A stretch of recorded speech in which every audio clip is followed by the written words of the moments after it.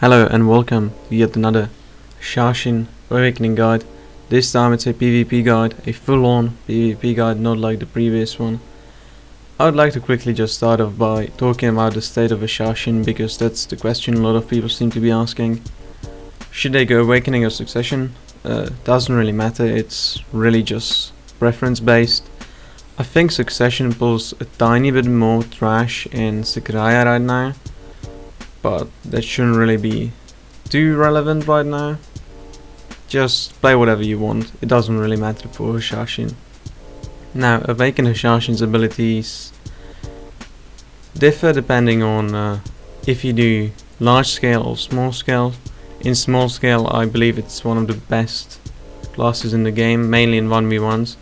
Even teamfights are pretty good, like 3v3s and 5v5s, but the more people are involved, the worse he gets, because he doesn't really have any good protected CCs he can use mid-fights, and his protected damage takes a long time to use, so you usually die before you even get to cast it in Node Wars. So in Node Wars it's a skirmishing class. I thought I would start this one off with the skills that Hashashin has, but instead of going over what a single one of them does, I'll just show screenshots or little pictures of which skills are super armor, iframe, frontal guard, what CCs they do, and so on. Because if I just showed you what every single skill does, we would be here for an hour, and I'm sure none of you want that. Now on screen you can see the skill add-ons I use for PvP. I'll be showing two different skill add-on builds as well. All of these are for PvP, you can do them however you want, just use the skills in the skill add-ons that you actually use, right? Don't just copy my build. If you, for example, don't use Shadow Splitter at all, or any of these skills, if you don't use them, no point in having the skill add-ons for them. This is just what I use. As I said, there will be two other skill add-on builds showing on screen as well, and I'll be doing a PvE video with PvE skill add-ons in about a week or two. The important part of every class is its movement. Hashashin has a bunch of movement abilities we can use. The main ones are Sand Warp. This is just your dash. Now be careful, it is invincible, then super armor, but it is really weird.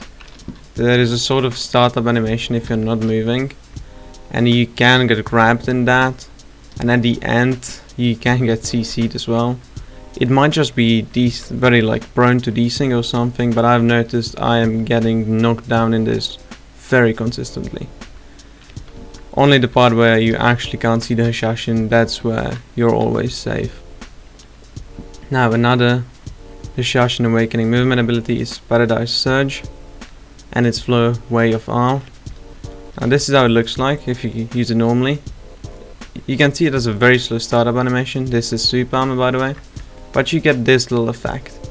If that effect is on, you can use Paradise Surge again, even though it's on cooldown. Now to use these abilities faster, you want to use them from a dash ideally. So you would dash and then go into it, right? Dash and then go into it. Now I used it twice in a row, and both of the times it gave me a super armor because of this flow. Now you can use it even off cooldown, but you can notice it has a short range, consumes the same amount of stamina, and has no protection, right? Now it came back up again, so I can cancel it and get the full super armor and be fully protected in that. Now your main weapon also has two movement abilities that you can use.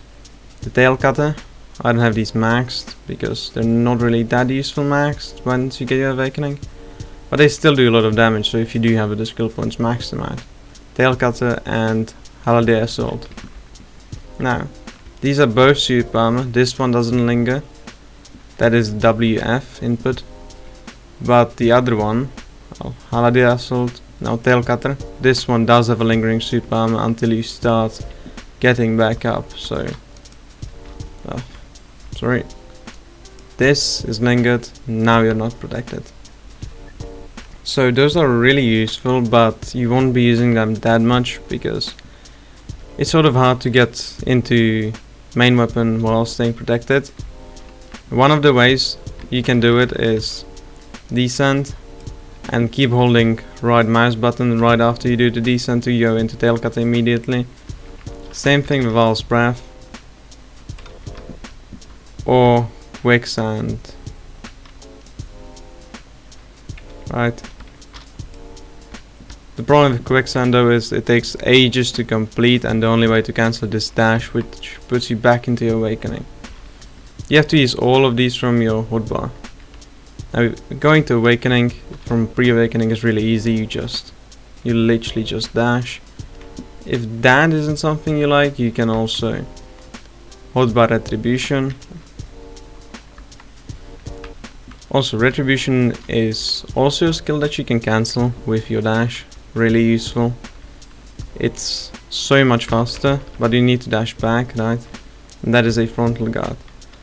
So, the abilities you're going to be using for movement is obviously your dash that puts you into awakening.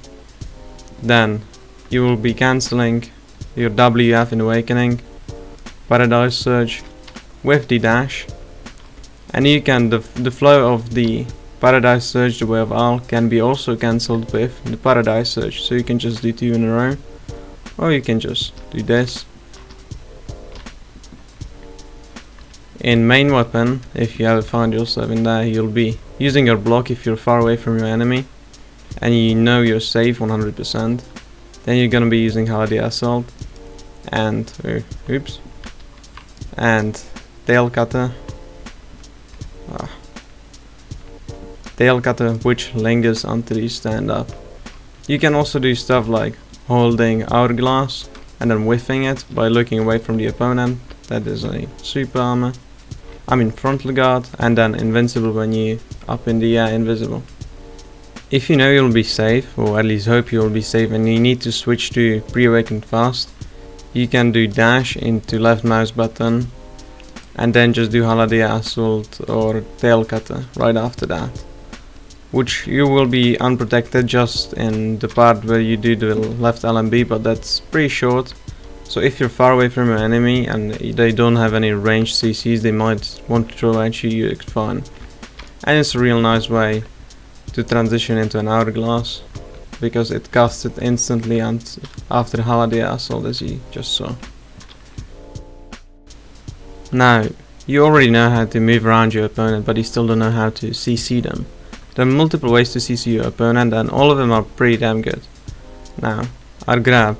The grab that everyone's so afraid of. It's unprotected, but it has, as you can see, a very long range. It also works if you're not directly aiming at the opponent. If you're just looking like to his side, it has a huge range. But if you miss it, it leaves you in a really long and awkward animation in which you will definitely get CC'd. Right? Takes like a second to get out of that, so that is not ideal. Now, a very interesting thing is you can actually cancel the wind up animation of the grab by dashing, but you can't just dash anywhere. You can't dash forward, it can't be a dash to the right, it has to be a dash to your left to cancel the grab. It's not really cancel, but it does make it locked quicker. So that will be like one of your main CCs. Now, another way to CC your opponent from main weapon, from awakened weapon, is this little skill right here. Where is it? Sin Splitter. It's this thing. It might remind you of Piercing Tornado, but they are so different in one major thing, and that is that this skill goes through frontal guard. If someone's holding a block, unless it's a warrior or a Valk or a guardian where they have super armor block, you go right through that. You CC them even though if they're blocking, so that's a really nice thing to know. Piercing Tornado, on the other hand, doesn't go through the target, so it doesn't CC through frontal guard. So another thing you can CC your opponents with is Hourglass. Here it is. Hourglass of Death. Shift F, it's frontal guard when you're charging it. When you're invisible in the air, it's a invincible, iframe. But when you're on the ground, when you actually land, it's unprotected, so if you miss that or you're just shooting it into someone's frontal guard, you're gonna be dead. Now, an interesting thing is you can just whiff it right, then S block, and then press E for added assault, which is going to be your next big CC. Multiple ways to use it. If someone hits your block, you can just press E, teleport behind them. You can also do it from Haladetro, which is SRMB. Either you just hold the RMB or you just throw it, wait, either you just throw it and wait, and then you just press E. Same thing with the arrow glass, you can just use it now, right? Just wait, and when you feel like it, you can just press it. Now some honorable mentions for CCs. You can use Purge, right? Shift RMB.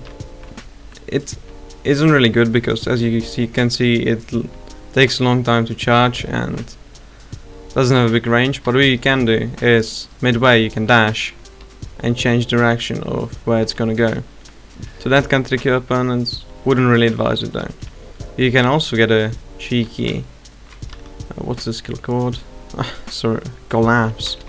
From collapse you can get a cheeky float, right, like this. Again, it's kinda slow, it's very unprotected and very close range, so I wouldn't really advise you to do it. Now, another thing you can do is Mirage, which is SQ. I can't really show it to you on the dummies, but if someone hits you, or is about to hit you, you can do Mirage and teleport behind them. Now, if they're hitting you with like a AoE CC, you go behind them, and even though the skill is protected, you still get CC'd. Because you teleport behind them, it's not protected anymore, you are CC'd. So only if they're doing like a front look on something, like if an awakened ninja just came at you and tried to do a weird serpent CC, you'll just mirage behind them and then just continue with some other skills. Now, you finally learn how to engage your opponent, but now you need to kill him.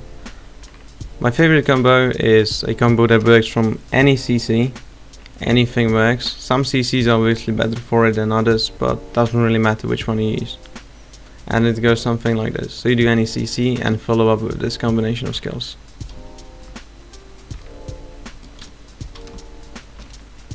Now you do have to be careful. Depending on how many down smashes you get at the end. By the end I mean the Retriever into Owl's Dominion into the Chosen Blade.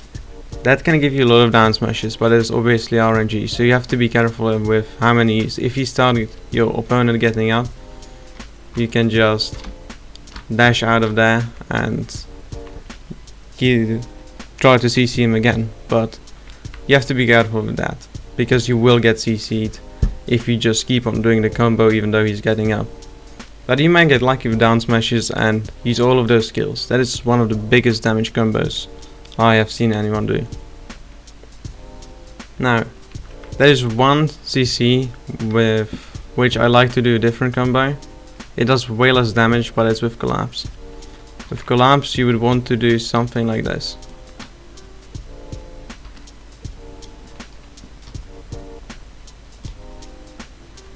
Now the Serpent Coil, you want to hold that for as long as you are comfortable with, so the opponent doesn't get up on you. It's a slow combo, I mean short combo, but it does a lot of damage because these skills are one of the biggest damaging skills in the entire Hashashin kit. Okay, this thing one-shots a lot of people at my 274 AP. I'll be showing some other combos on the screen. I got those from the Hashashin Discord, link will be in the description. But yeah, just keep testing your own combos. The first combo I showed you, you can do from any CC, so if you're just a grinder and you want to learn how to defend your spot, that combo will almost always work, and it does a huge amount of damage. Pretty much the last part I want to cover in this video is some of the things you can do with Hashashin in large scale, like Node Wars or RBF. He doesn't have too many things you can really do. You can try to like get in with a Retriever that is sweep armor, but what I would mainly try to do is just jump in into the backline, ideally try to grab some wizard, right? maybe do one of these. But the big damaging skills you will be doing are not the quicksand, because quicksand is super slow, does no damage, even 100%, completely useless. The Paradise Surge 100%, that one actually does damage, but it's really hard to aim, so you might miss it, or the fight might be completely over before you even get to use it. So the skills I like to use is I like to get in somewhere where there are not too many people, because if there are too many people you will just die. And just do this, spin on them, finish it, and then click the LMB. So that is Serpent's Coil into Voracity into Condemnation. That does a surprising amount of damage. It is a little slow, so if you just jump in like an idiot, you will die sooner than you can get it up. If you want to sort of like ration those skills, you can also just do Serpent Coil into Veracity, and then just this combination. Okay, I ran out of mana there. But basically you would do Ensnaring Sands into Condemnation instead. That is also fully super armor.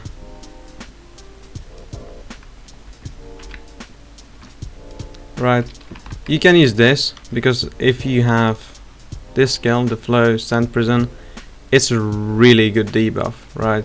If you are just running out of stuff to do, you can quicksand into the enemy. Hope no one sees you, because if they do, you will be dead. It does no damage whatsoever, but it's minus 20% attack speed, casting speed, and movement speed, which is really good. The 100% also is a suck, right? It pulls the enemies in, so that might be useful. Kind of, not really. It's just too slow, and does too little damage. And another skill you'll be using a lot is Descent and Owl's Breath. Doesn't do a lot of damage, that's why I did not prioritize it while maxing skills. I mainly use it just as a super armor skill. But if you have it maxed, it definitely doesn't hurt you to use it before an enemy pushes on you, but like I don't see anyone using it while pushing the enemy in a node wall, right? Because before you get it off, right, you do something like this, push into the enemy. Before you get this tornado off, well, you'll actually have 5 tornadoes, or 6 when you have this max, but still doesn't do a lot of damage. Before you do that, you will be at half your HP, and you maybe won't get to finish these skills, which actually do damage, right? So yeah, if you're doing like 25-man node walls, try to get into your flex group or skirmishing group or whatever you call it, right? And just be like in a 5-man party trying to disrupt structures and do smaller scale fights, because that is where Hashashin shines.